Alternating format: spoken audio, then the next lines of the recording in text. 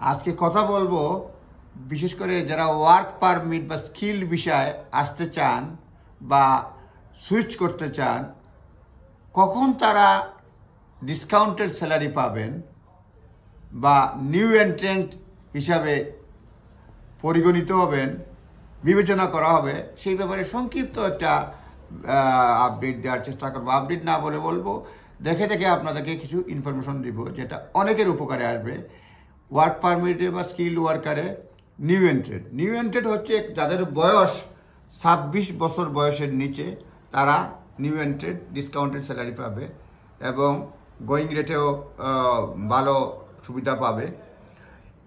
Young applicants যাদের বয়স those under the age of 26 at the time of application, recent graduate, individual who have completed bachelor degree or higher, recent graduate যারা হয়েছে তারাও new entrant এবং তারা benefit হবে discounted salary rate.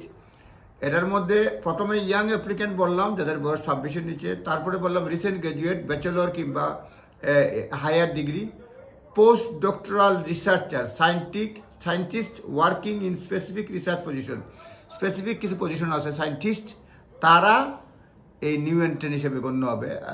বেশ খুব বেশি না, কিছু 8-10টার মতো হবে আমি দেখলাম, যে post doctoral researcher, scientist working specific positions.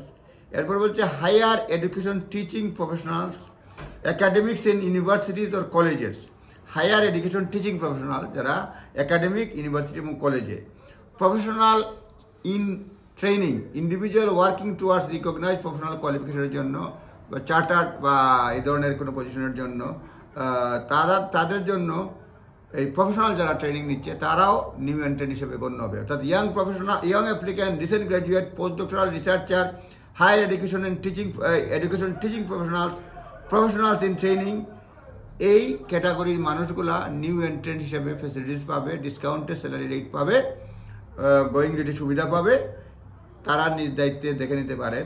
আর এটার একটা অসুবিধা হচ্ছে, প্রথম 4 বছর তারা ডিসকাউন্টেড রেট পাবেন।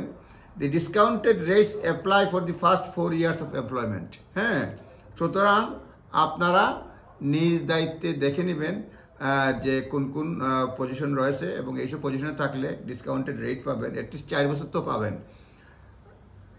এরপরে বলছে যে student and graduate route, those routes have 2 years window to find a sponsor after permission expires, as long as they do not return to UK as a worker during that time. 2 বছর window থাকবে, 2 বছরের মধ্যে তারা pass করার পরে 2 বছর সময় পায়। কারণ হচ্ছে স্টুডেন্ট এবং graduate to those student who have 2 years window to find a sponsor after permission expires.